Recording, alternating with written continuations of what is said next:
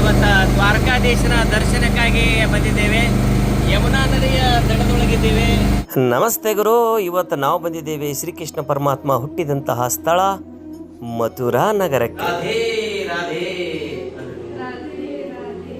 ಇವತ್ತ ಸರಿಯಾಗಿ 7ನೇ ತಾರೀಕು ಬಹಳ ವರ್ಷಗಳಿಂದ ಒಂದು ಕನಸಿತ್ತು ನಮ್ಮ ಗೋಪಾಲ್ ಇಂಚಿಗೇರಿ. ಗೋಪಾಲ್ ಅಂದ್ರೆ ನೀವೆಲ್ಲರಿಗೂ ಗೊತ್ತಿರುವ ಹಾಗೆ ಗೋಪಾಲರಿಗೂ ಶ್ರೀಕೃಷ್ಣನಿಗೂ ತುಂಬಾ ಹೆಸರುಗಳಿಗೆ ಬಹಳ ಅನ್ಯೋನ್ಯತವಾದಂತ ಒಂದು ಬಾಂಧವ್ಯ ಸಂಬಂಧ ಇರುವುದರಿಂದ ನನ್ನ ಬಹಳ ವರ್ಷಗಳ ಕನಸು. ಜೊತೆಗೆ ಇದೇ ವರ್ಷ ಯಾಕೆ ಆಯ್ಕೆ ಮಾಡಿಕೊಂಡಿದ್ದೀನಿ ಅಂದ್ರೆ ಅವನು ಹುಟ್ಟಿದ ವಾರವೂ ಕೂಡ ರವಿವಾರ ದಿವಸವೇ ಶ್ರೀಕೃಷ್ಣನ ಜನ್ಮಸ್ಥಳ ಮಥುರಾಕ್ಕೆ ಬಂದಿದ್ದೀವಿ. ಉತ್ತರ ಪ್ರದೇಶದ ಮಥುರಾ ನಗರಕ್ಕೆ ಬಂದಿದ್ದೇವೆ. ಸಮಸ್ತ ಇಡೀ ಕರ್ನಾಟಕದ ಕನ್ನಡಿಗರ ಪರವಾಗಿ wish you many more happy returns of the day. ಜನ್ಮದಿನದ ಶುಭಾಶಯಗಳು ಗೋಪಾಲ. ಇನ್ನು ದೊಡ್ಡ ಮಟ್ಟಕ್ಕೆ ಬೆಳಿಗ್ಗೆ ಅಂತ ಆಶಿಸ್ತೀನಿ. ಇನ್ನೊಂದು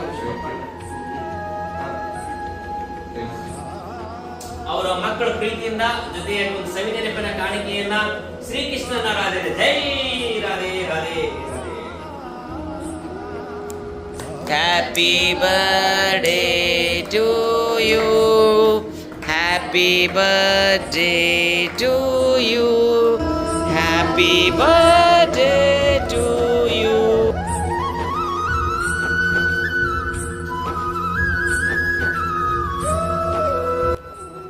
ಸೊ ನಾವು ಇದ್ದಂತಹ ಮಥುರಾ ನಗರದೊಳಗೆ ಅಲ್ಲೇ ಒಂದು ಪುಟ್ಟದಾದ ಒಂದು ಕೇಕ್ ತಂದುಬಿಟ್ಟು ಸಿಂಪಲ್ಲಾಗಿ ಒಂದು ಕೇಕ್ ಕಟ್ ಮಾಡಿ ಸರಿಯಾಗಿ ರಾತ್ರಿ 12 ಗಂಟೆಗೆ ಸೊ ಸಿಂಪಲ್ಲಾಗಿ ಸೆಲೆಬ್ರೇಷನ್ ಮಾಡಿದ್ವಿ.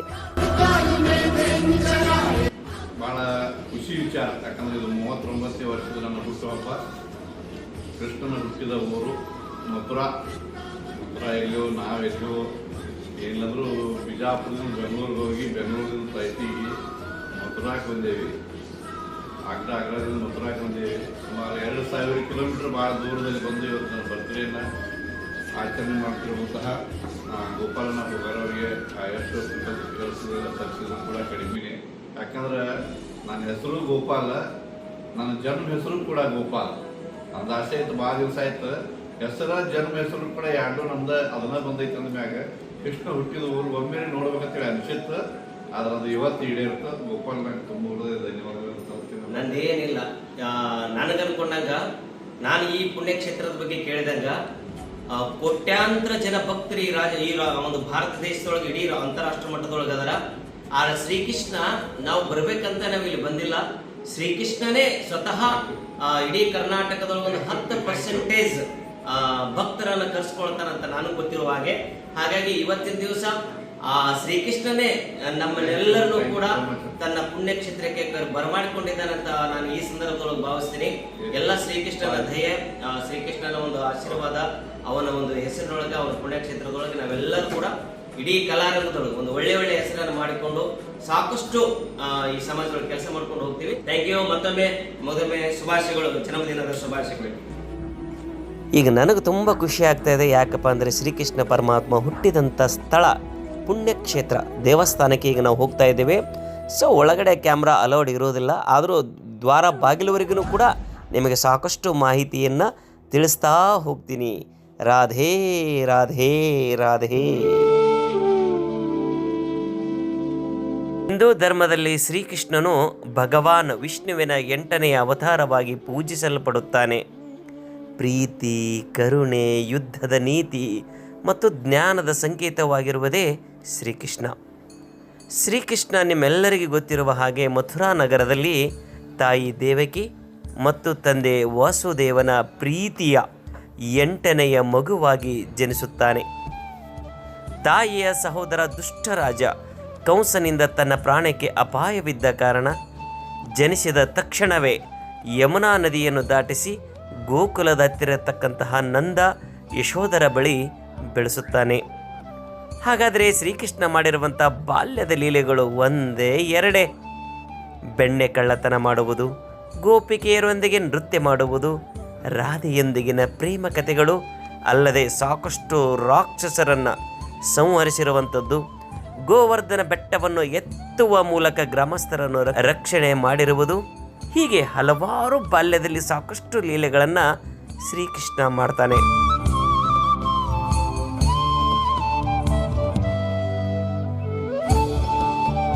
ಕಂಸನನ್ನು ವಧೆ ಮಾಡಿದ ಯುವಕನಾಗಿರುವಂತಹ ನಂತರ ಮಥುರಾ ನಗರಕ್ಕೆ ತೆರಳಿ ಕಂಸನನ್ನು ಸಂಹರಿಸ್ತಾನೆ.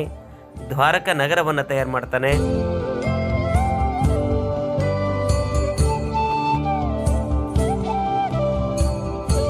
ಯಾದವರಲ್ಲಿ ಉಂಟಾದಂಥ ಆಂತರಿಕ ಕಲಹ ಮತ್ತು ಋಷಿ ಮುನಿಗಳ ಶಾಪದ ಪರಿಣಾಮವಾಗಿ ಯಾದವ ಕುಲ ನಾಶವಾಯಿತು. ಅಂತಿಮವಾಗಿ ದ್ವಾರಕೆಯ ಅರಣ್ಯದಲ್ಲಿ ಧ್ಯಾನಸ್ಥನಾಗಿದ್ದಾಗ ಬೇಟೆಗಾರನೊಬ್ಬ ಬಾಣ ತಗುಲಿ ತನ್ನ ಅವತಾರವನ್ನು ಮುಗಿಸಿದ ಶ್ರೀಕೃಷ್ಣ ಪರಮಾತ್ಮ. ಈಗ ಮಥುರಾ ನಗರದಲ್ಲಿ ಶ್ರೀಕೃಷ್ಣನ ದರ್ಶನವನ್ನು ಪಡೆದ ನಂತರ ಈಗ ಶ್ರೀ ದ್ವಾರಕಾಧೀಶನ ದೇವಸ್ಥಾನದ ಕಡೆ ನಮ್ಮ ಪ್ರಯಾಣ. ಕೃಷ್ಣನ ಪ್ರಮುಖ ಮತ್ತು ಅತ್ಯಂತ ಹಳೆಯ ದೇವಾಲಯಗಳಲ್ಲಿ ಒಂದಾಗಿರುವಂಥದ್ದು ಈ ದೇವಾಲಯದ ಇತಿಹಾಸದ ದಂತಕಥೆಗಳು ಹಲವಾರು.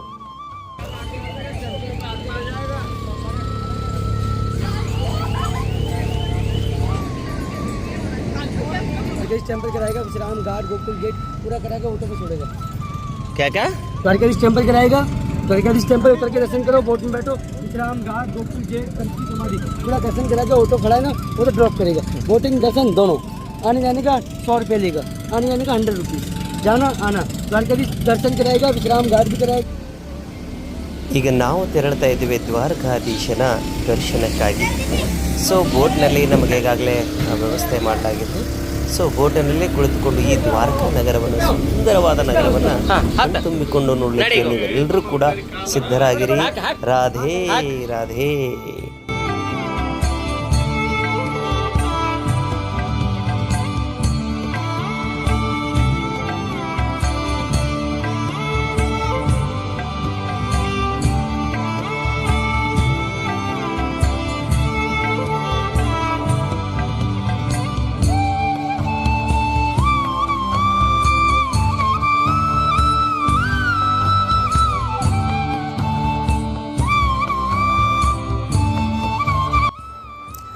ಈಗ ನೀವು ನೋಡ್ತಾ ಇದ್ದೀರಲ್ವ, ಇದುವೇ ದ್ವಾರಕಾ ನಗರ.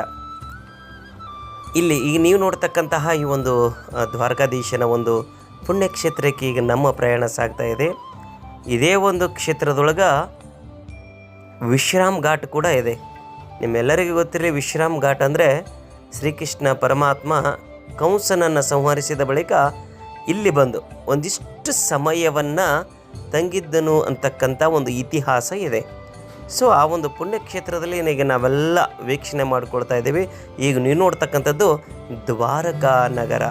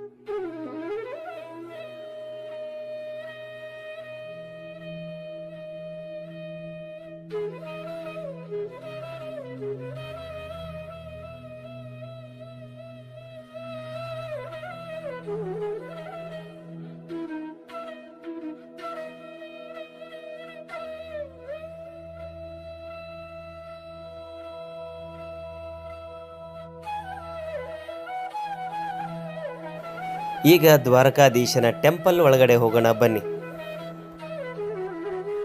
ಈ ದೇವಾಲಯವನ್ನು 1814ರಲ್ಲಿ ಗ್ವಾಲಿಯರ್ ರಾಜ್ಯದ ಖಜಾಂಚಿಯಾಗಿದ್ದಿರುವಂತಹ ಸೇಠ್ ಗೋಕುಲ್ ದಾಸ್ ಫಾರಿ ಇದನ್ನು ನಿರ್ಮಾಣ ಮಾಡ್ತಾರೆ ಅಂತಕ್ಕಂಥದ್ದು ಒಂದು ನಂಬಿಕೆ. ಶ್ರೀಕೃಷ್ಣನ ರಾಜನ ರೂಪದಲ್ಲಿ ಅಂದರೆ ದ್ವಾರಕಾಧೀಶನಾಗಿ ಪೂಜಿಸಲು ಅವರು ಗ್ವಾಲಿಯರ್ನ ಮಹಾರಾಜ ದೌಲತ್ರಾವ್ ಸಿಂಧಿಯಾ ಅವರ ಅನುಮತಿ ಮತ್ತು ದೇಣಿಗೆಯೊಂದಿಗೆ ಇದನ್ನು ಕಟ್ಟಿಸಲಾಗಿದೆ ಎಂದು ಹೇಳಲಾಗುತ್ತದೆ. ಇದರ ಹಲವಾರು ದಂತಕಥೆಗಳನ್ನು ವಿಶ್ಲೇಷಿಸಿದಾಗ ದ್ವಾರಕಾಧೀಶ ಎಂದರೆ ದ್ವಾರಕೆಯ ಒಡೆಯ. ಆದರೆ ಮಥುರಾದಲ್ಲಿರುವಂತಹ ಈ ದೇವಾಲಯವು ಶ್ರೀಕೃಷ್ಣ ತನ್ನ ಬಾಲ್ಯವನ್ನು ಕಳೆದು ನಂತರ ರಾಜನಾಗಿ ಆಳಿದಂತಹ ದ್ವಾರಕೆಯ ಪ್ರತೀಕವಾಗಿದೆ. ಇಲ್ಲಿನ ಮೂಲ ವಿಗ್ರಹವು ಕಪ್ಪು ಮತ್ತು ಅಮೃತ ಶಿಲೆಯಿಂದ ಮಾಡಲ್ಪಟ್ಟಿದೆ. ಇದನ್ನು ದ್ವಾರಕಾನಾಥ ಎಂದು ಕರೆಯಲಾಗುತ್ತದೆ. ಜೊತೆಗೆ ಶ್ರೀ ರಾಧಾದೇವಿಯ ಬಿಳಿ ಅಮೃತ ಶಿಲೆಯ ಸುಂದರ ವಿಗ್ರಹವೂ ಕೂಡ ಇಲ್ಲಿ ನೋಡಬಹುದು. ಈ ದೇವಾಲಯದ ಸಂಕೀರ್ಣವು ಅತ್ಯುತ್ತಮವಾಗಿರುವಂತಹ ರಾಜಸ್ಥಾನಿ ವಾಸ್ತುಶಿಲ್ಪ ಶೈಲಿಯನ್ನು ಹೊಂದೈತಿ. ಇದರ ಮುಖ್ಯ ಆಕರ್ಷಣೆ ಎಂದರೆ ಕಂಬಗಳ ಮೇಲಿರುವ ಸುಂದರವಾದ ವರ್ಣಚಿತ್ರಗಳು. ಇವು ಶ್ರೀಕೃಷ್ಣನ ಜೀವನದ ಪ್ರಮುಖ ಘಟನೆಗಳನ್ನು ಬಿಂಬಿಸುತ್ತದೆ.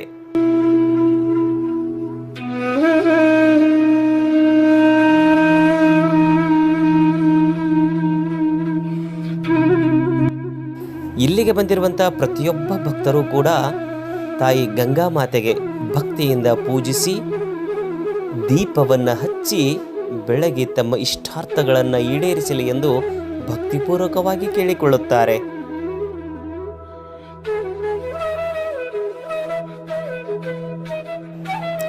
ಬನ್ನಿ ಸ್ನೇಹಿತರೆ, ಇಲ್ಲಿ ತನಕ ನೀವೆಲ್ಲರೂ ಕೂಡ ಮಥುರಾ ನಗರದಲ್ಲಿರುವಂತಹ ಶ್ರೀಕೃಷ್ಣನ ಜನ್ಮಸ್ಥಳ ಜೊತೆಗೆ ದ್ವಾರಕಾಧೀಶನನ್ನು ತಾವೆಲ್ಲರೂ ಕೂಡ ನೋಡಿದ್ದೀರಿ. ಈಗ ನಮ್ಮ ಪ್ರಯಾಣ ರಾಧೆ ರಾಧೆ ರಾಧೆಯ ದರ್ಶನಕ್ಕಾಗಿ ನಾವು ಈಗ ತೆರಳುತ್ತಾ ಇದ್ದೇವೆ. ಅದು ಯಾವುದಪ್ಪ ಅಂತಂತಂದ್ರೆ ಬರ್ಸಾನಕ್ಕೆ ನಮ್ಮ ಪ್ರಯಾಣ. ಈಗಾಗಲೇ ನಾವು ಶ್ರೀಕೃಷ್ಣ ಹುಟ್ಟಿದಂಥ ಸ್ಥಳ ಅಂದರೆ ಜೈಲಿನೊಳಗೆ ಹುಟ್ಟಿದಂಥ ಸ್ಥಳ, ಅವನ ದರ್ಶನಕ್ಕಿಂತ ಮುಂಚಿತವಾಗಿ ರಾಧೆಯ ದರ್ಶನವೂ ಕೂಡ ಆಗಿದೆ. ಆದರೆ ಈಗ ನಾವು ತೆರಳತಕ್ಕಂಥದ್ದು ರಾಧೆ ಹುಟ್ಟಿದಂತಹ ಪುಣ್ಯಕ್ಷೇತ್ರ ಬರ್ಸಾನಕ್ಕೆ.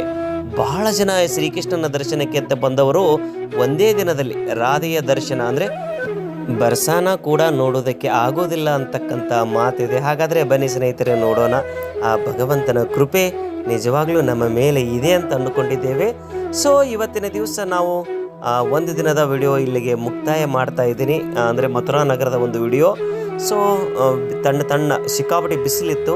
ಸೊ ತಣ್ಣನೆಯ ಜ್ಯೂಸ್ ಕುಡಿದುಕೊಂಡು ಕಾರಲ್ಲಿ ನಿದ್ದೆ ಮಾಡಿಕೊಂಡು ಈಗ ನಮ್ಮ ಪ್ರಯಾಣ ರಾಧೆ ಹುಟ್ಟಿರುವಂತಹ ಪುಣ್ಯಕ್ಷೇತ್ರ ಬರ್ಸಾನಕ್ಕೆ.